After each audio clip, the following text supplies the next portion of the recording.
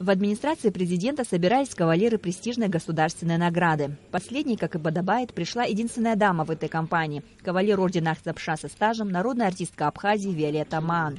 Указом президента она награждена орденом Ахзапша теперь уже второй степени.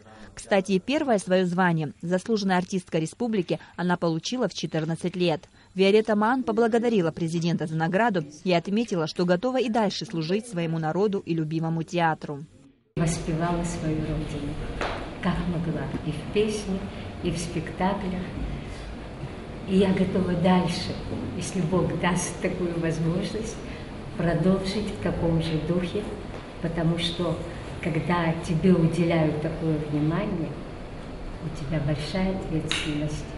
За значительный вклад в развитие и укрепление абхазской государственности поэт, публицист, переводчик, общественно-политический деятель Геннадий Аламия награжден орденом Ахзапша второй степени.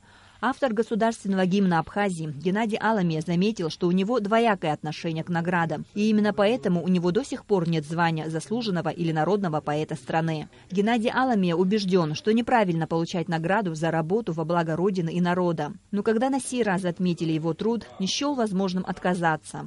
За высокие спортивные достижения, вклад в развитие спорта в республике, президент Федерации вольной и греко-римской борьбы Абхазии Раш Хутаба награжден орденом Ахзапша второй степени. Советник президента Владимир Зантарев вспоминал время, когда все ребята в Абхазии равнялись на чемпиона Европы и СССР, мастера спорта международного класса. Раш Хутаба был примером. Мальчишки подражали ему, хотели увидеть, постоять рядом, сказал Владимир Зантарев.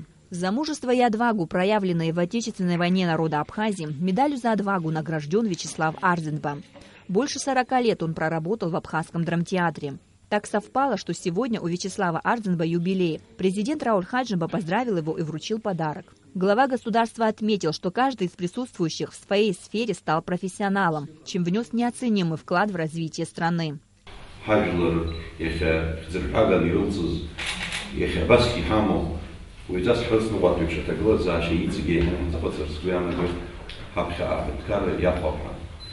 В завершении встречи ее участники сфотографировались с президентом на память. Амрамидж Алексея Гухава, Абхазское телевидение.